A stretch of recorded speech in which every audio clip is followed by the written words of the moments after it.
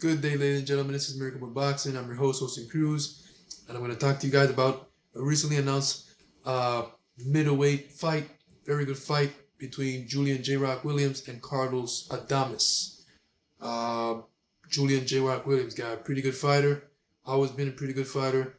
He has a record of 28 wins, 3 losses, 1 draw, 16 knockouts. Uh, we all know the ups and downs in his career that he's had when he fought Jermell Charlo for the title. Jermall Charlo at 154, he got stopped in 5 rounds with an uppercut. In a fight that he was doing well until he got caught, and he couldn't recover from that. And then he got wins over Ishe Smith as well prior to that fight. So a veteran in Ishe Smith.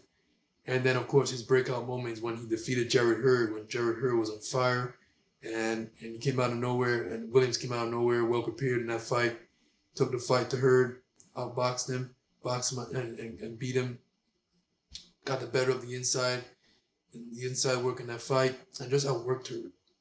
I remember watching that fight and I was like, wow, Williams looks incredible. He's doing everything right, and he got the job done by unanimous decision and took away Jarrett Hurd's unified titles and became unified. And then Julian Williams became unified champion. Biggest moment, of course, biggest win, biggest moment in his career. Changed his life and career forever. And then he bumped into Jason Rosario. This is boxing. Boxing, this is one of the most, that's why it's one of the most unpredictable sports, because anyone with 2 hands has a chance to win a fight. And Jason Rosario, out of the Dominican Republic, came out of nowhere and stopped Julian J. Rock Williams in 5 rounds, I believe. Yeah, stopped him, TKO'd. Took away his glory in one fight. So Julian, ever since that loss, he came back against Vladimir Hernandez and he got a majority decision loss. And then after that, in his recent fight, he got a win in a tune-up fight. And now he's stepping in the ring with one of the most fearsome punchers at 160, Carlos Adames. 22 wins, 1 loss. Yes, and that loss was to Teixeira, an upset at the time. Adames was the favorite coming in, and he got beat. But ever since that loss, he has bounced back excellently. Like I said, he has a 22 win record, 1 loss, 17 knockouts. Very big puncher, strong fighter. Number 1 contender to Jermell Charlo WBC's title at 160. But Jermell, no one knows when he's going to fight again. So this fight was set up to keep Adames busy and defend his interim WBC title against Julian J. Rock Williams. Julian is no pushover. He's not a tune-up in my opinion, but he's coming up in weight to fight Adames at 160. So we'll see what he can do.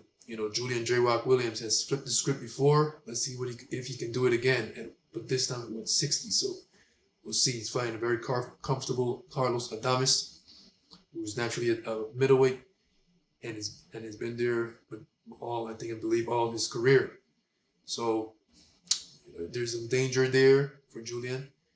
Like I said, he's been stopped by Jermall Charlo at 154 with an uppercut. So going up in weight at 160, fighting a bigger puncher.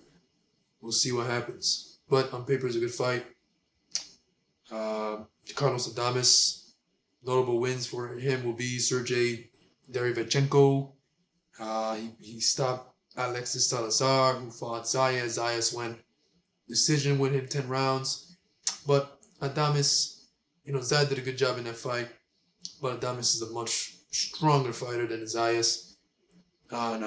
And hits harder. So he was able to catch Alexis Salazar and end the fight early in 3 rounds. And last fight was Juan Mesias Montiel in a fight where it was really competitive.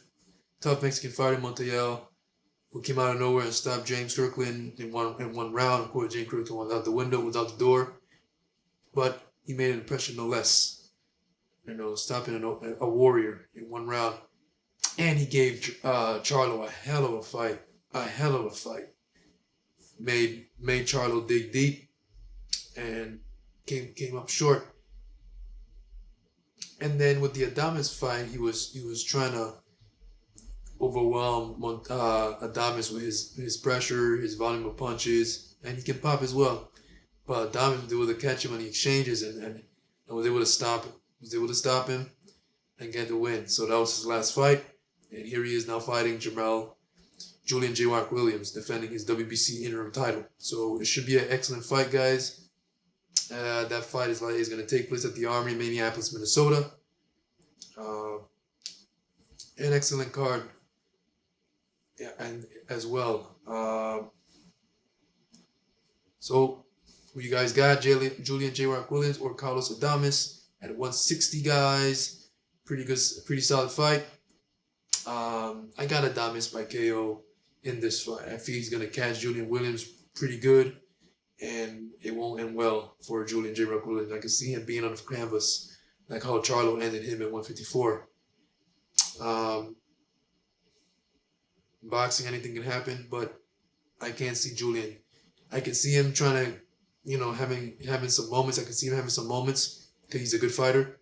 But the power of Adames is real, and he's 160, guys. He's going up in weight, and I don't think he'll be able to take a solid shot from Adames.